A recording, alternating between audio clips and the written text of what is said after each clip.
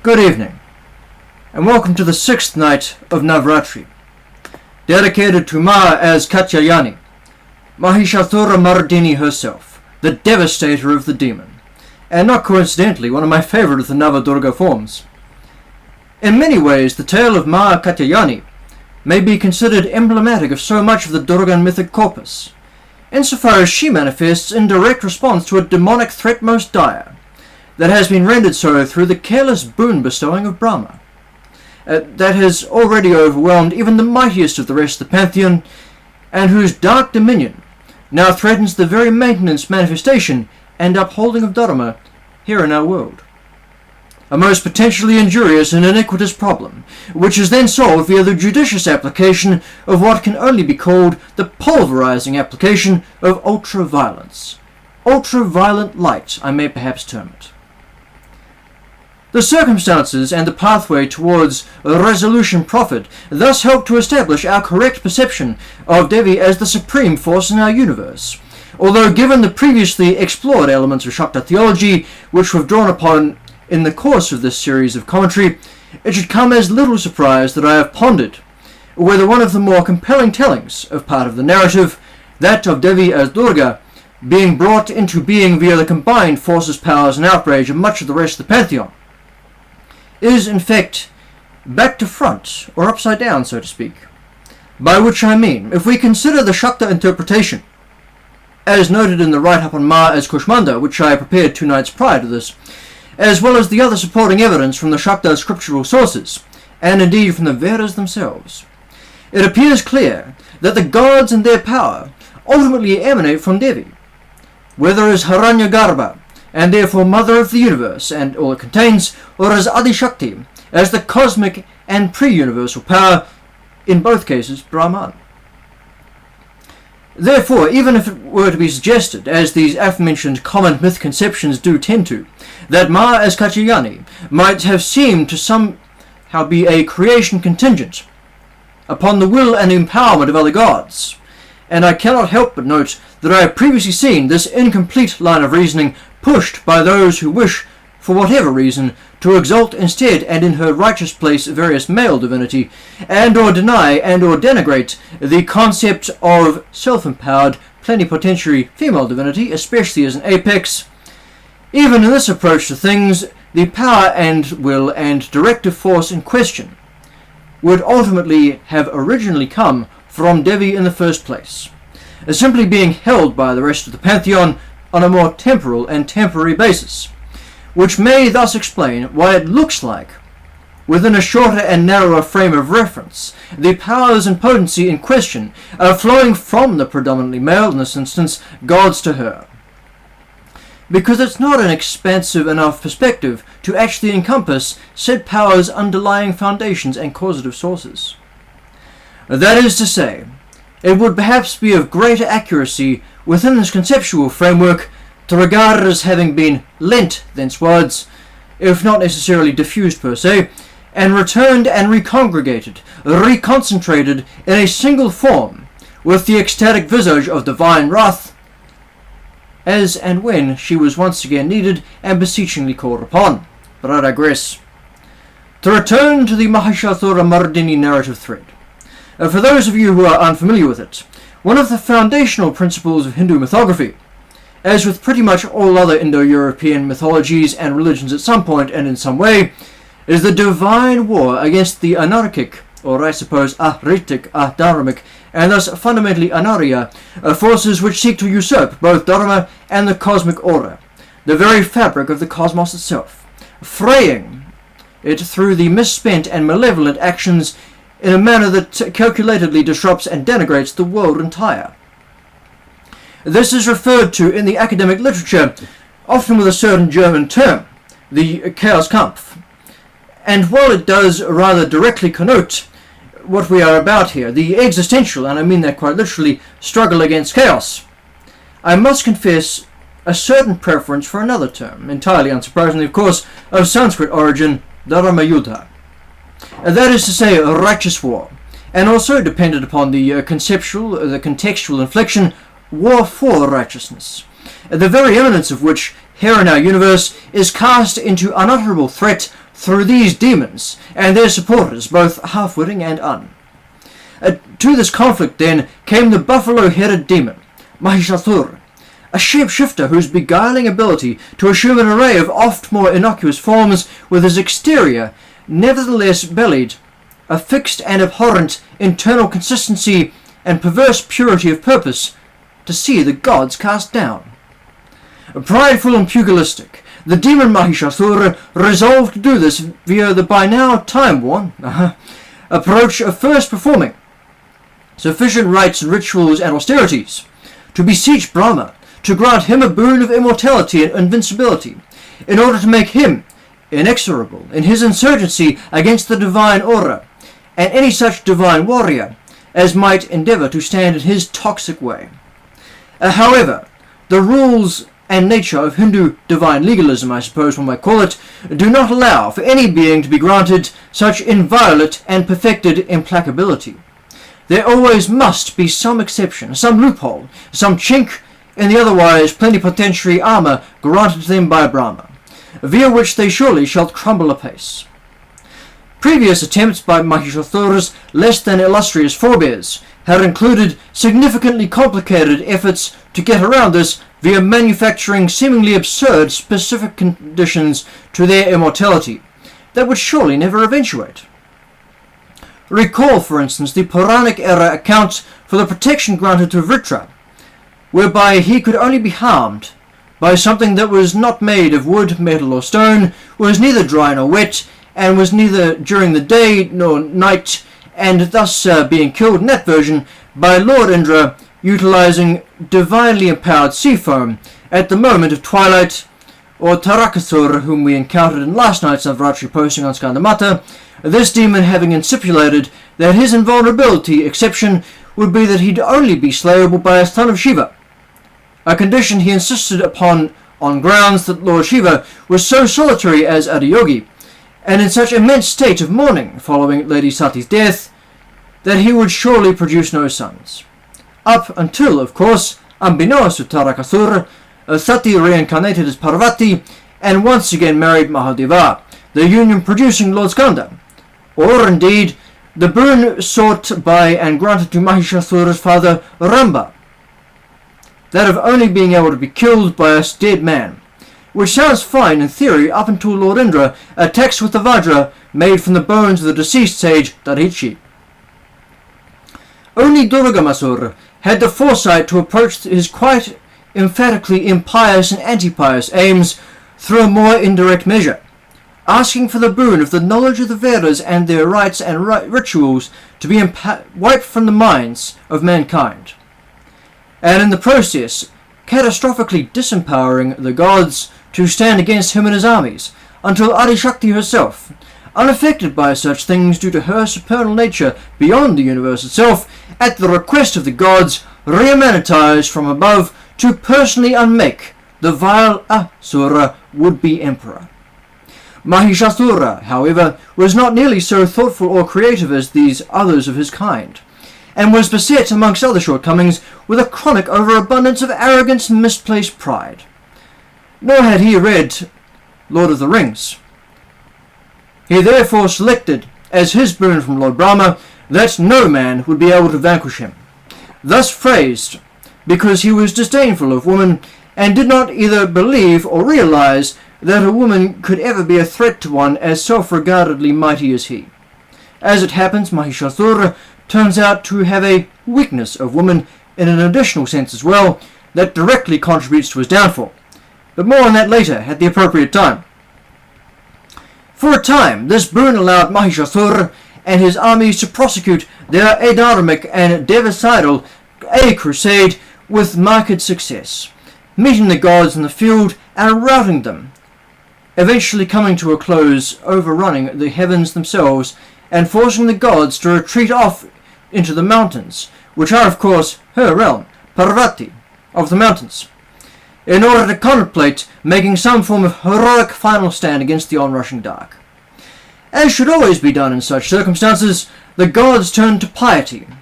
invocations of sternest wrath and vengeance, and the pooling of their collective essences and empowerments to endeavour to find some solution that will carry the day,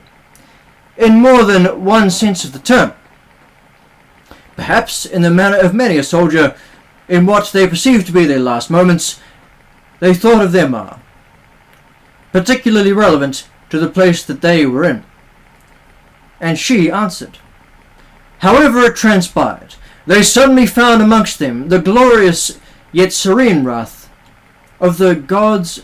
made were manifest. A most exquisitely beautiful Devi, both radiantly regal and rapturously deadly.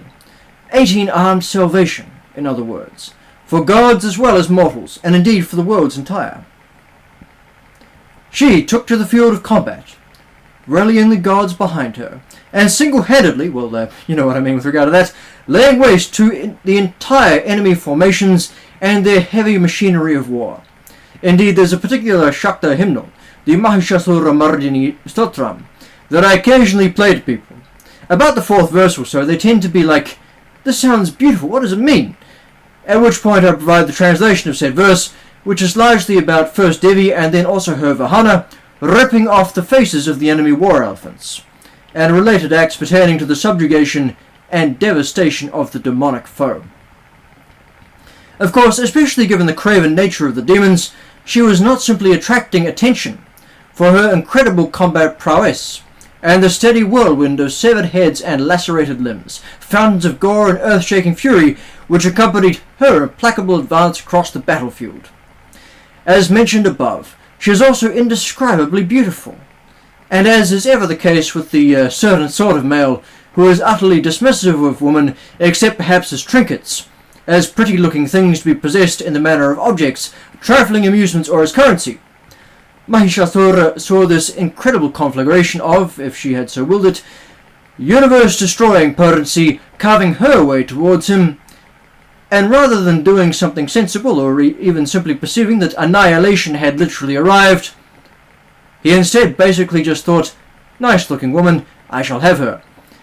and proceeded to make a rather indecent proposal in the Devi's direction. Evidently, in his overwhelming arrogance, Mahishasura had forgotten the terms of his bargain with Brahma, that only a woman could destroy him,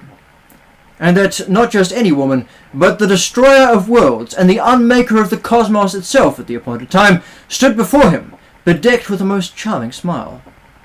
Devi's response to his insolence was remarkably civil given the circumstances, as instead of simply slaying him then and there where he stood, she effectively invited him to partake of a more honourable, for him anyway, single combat, a challenge. She did so by stating that she would not allow herself to be joined with any man who could not best her martially. And with his thinking perhaps, I would surmise, impaired by a lack of full blood flow to his brain for some reason, thus causing him to, somehow not notice the blood of a pretty sizable proportion of what had up until just recently been his army spattered about her, Mahishasura chose to accept Devi's challenge. Not least because I opened this piece with mention of the theonym of Durga, Mahishasura Mardini. It should come as absolutely no surprise whatsoever to the reader to hear that Lady Katyayani eventually killed Mahishasura, although the eventually is not there to indicate any lengthening of proceedings through Mahishasura staging a valiant if futile defence or anything like that, as he couldn't. Nobody and nothing could have withstood the onslaught that then ensued. For this was not even, except in exterior forms perceived by the entranced witnesses through their eyes, a combat or a duel, as that would imply the contest of two opposing forces of at least some active input, interaction, and perhaps counter-attacking from the other party. Instead, this was simply an inevitability, with the only delay in the death of the demon being comprised of said finality, taking a certain apportionment of extra time and minuscule effort to properly lay waste to Mahishasura in both form and spirit, and in so doing deliver a most powerful message to any other would-be usurper masters of the universe down the ages. The sanction meted out against Mahishasura then went well beyond the clinical, although both the precision and the overall objective of the protection and maintenance of health which her blows were delivered does render this a useful description for what had then ensued. It went on into the outright cinematic, we might say, by which I mean she beat down upon him so incredibly severely that she, and this is probably one of my favourite details of the duel, basically wound up tap dancing upon his head, so to speak. There's a visual metaphor going on here. A studious and emphatically necessary brutality, which persists to the point she literally manages to pulverize the spirit out of him. It leaves via the now severed neck of the buffalo form, and then frantically attempts to adopt some guise or shape that would enable it to flee, to persist with its evil elsewhere and elsewhen. For the renunciation of evil is not in its nature, meaning that the cessation of this abomination can only be accomplished via the cessation of its very being. Something which Devi then finally delivers via the points of the Trishula, the trident or three spear, 3 points, that represents mastery over the three worlds and of the three energies, and which is capable of destroying utterly whatsoever may find itself in the Trishula's path, other than Shiva and Shakti, whose imperial emblem, ensign, escutcheon, and ekpyrotic tool it is, including the universe at the end of time. Interestingly, the Trishula is also key to the area of the body commensurate with the Ajna Chakra, more commonly referred to as the third eye,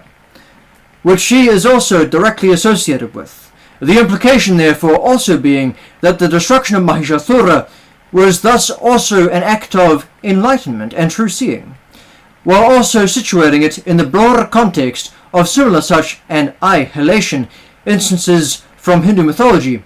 as well as the broader power of Mahadeva and Durga as Triambakam, the three-eyed. In any case, it ought not be hard to see why we honour Ma as Katyayani. As long as the cosmos and its inherent implicit conflict persists, there shall always be the need for warriors. And when, from time to time, some otherwise unstoppable, which in this context is simply another kind of stoppable, to borrow a phrase, threat should emerge to creation, she stands ready to do indescribable,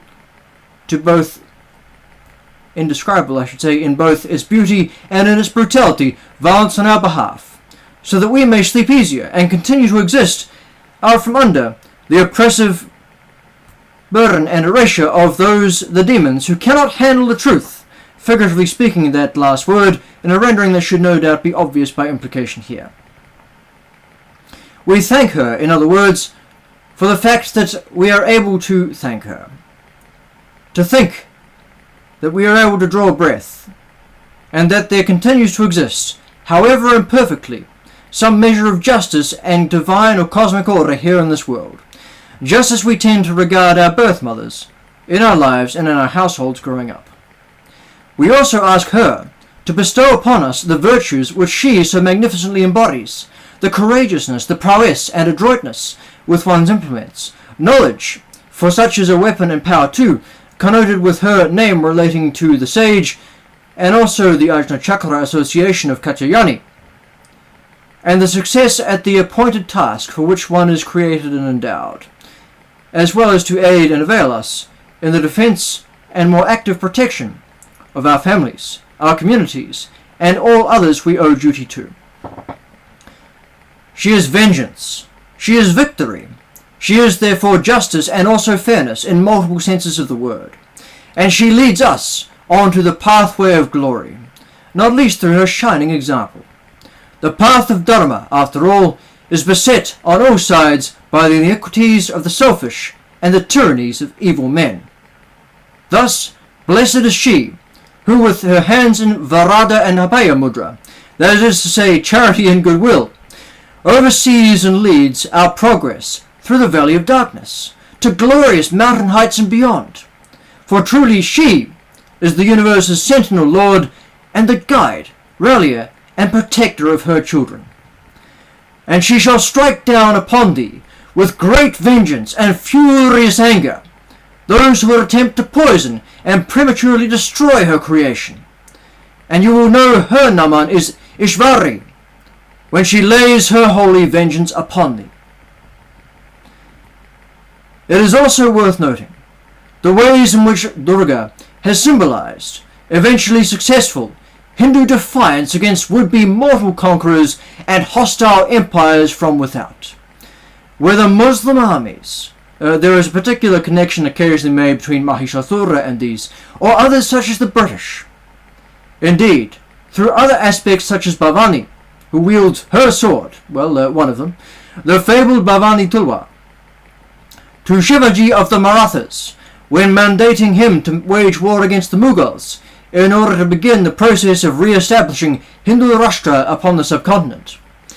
And most especially through Bharat Mata, whose incredible salience in the modern age has been brought about at least partially as a direct element of the Swaraj struggle against the British. It is not at all hard to see how and why the Katyayani form maintains such an impressive salience in our collective psyche, and as applies her place and position within the overarching NavRatri and Navadurga mythic cycle. She represents the logical continuance of Skandamata. After all, Skandamata, the mother of the assault derives from the same Proto-Indo-European origin as the more frequently cited root of the term Skanda, as it happens. She represents the direct pathway into this world of the Lord of War.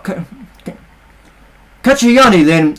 is both the result of this, in the sense of war made manifest, as well as exemplifying the most powerful protective instincts and abilities of a mother over her child, with the progeny in question also being, as it happens, creation at large. Further, Ma Katyayani's position equidistant between Skandamata and Kalratri also demonstrates the fundamental triad of creation, maintenance, and destruction. Ma Kushmanda creates, whether the universe at large as Hiranyagarbha or her son, Skanda. Ma Katyayani is both the protector and the preserver, the maintainer of the span of existence, indeed of the existence of life itself, between creation and dissolution, as well as being emblematic of the life which exists between birth and death, not least because she personifies struggle and conflict, and the potency inherent in the carrying out of one's duty. Kalratri, meanwhile, is the end, the dissolution, the pralaya, the death, the night which follows both day and dawn.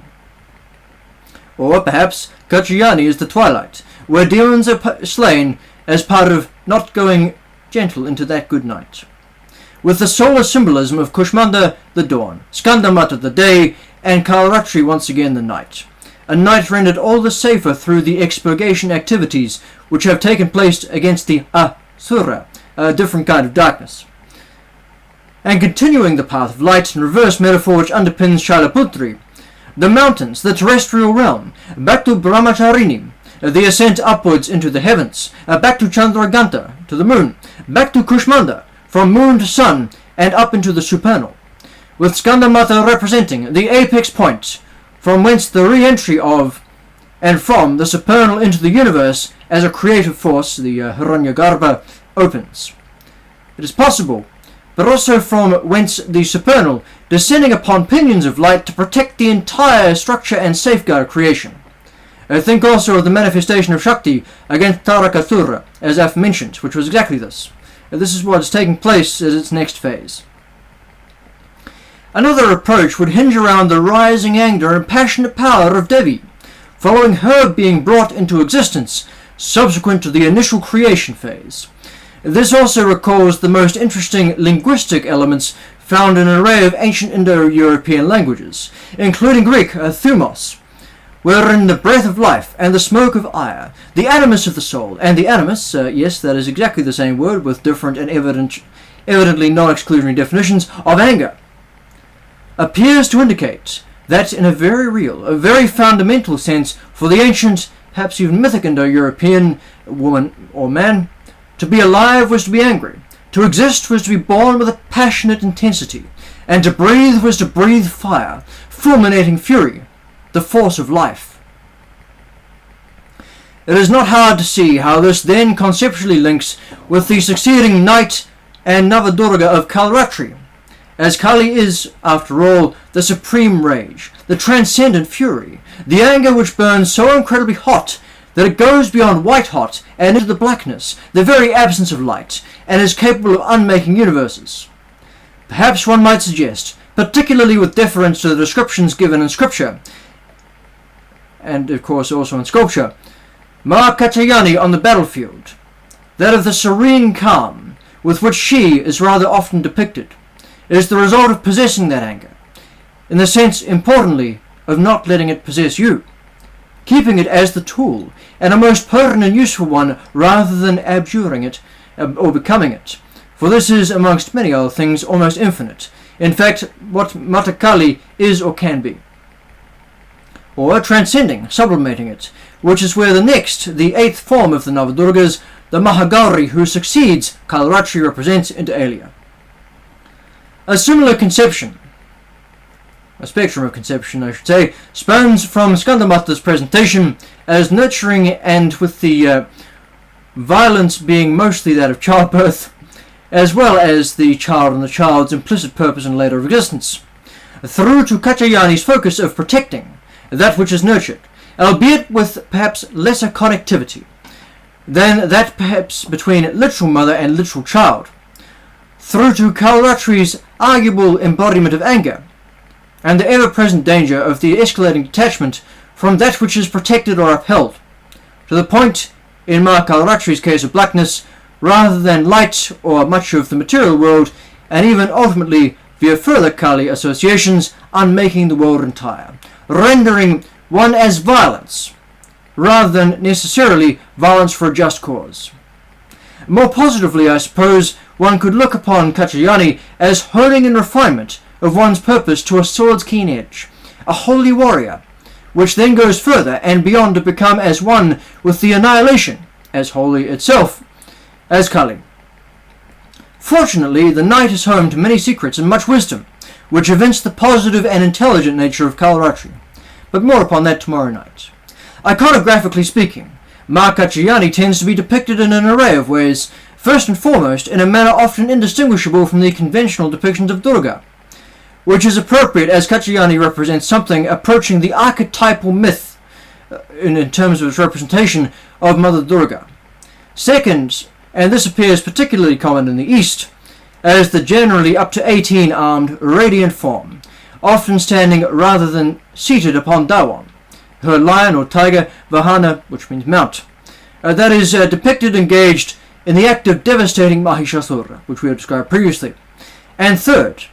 in a four-armed form specifically identified with this aspect, bearing a sword, in the poses of Abhaya and Varada Mudras, the gestures of encouragement, fearlessness, removal of fear, and the charity and bestowage of boons, beneficent patronage, respectively. And a lotus, seated upon Dawan, bravery, thus representing the elegant in its simplicity, unity of belligerence, piety, devotion and connectedness, both of us to her and of her to us, for she is our Ma,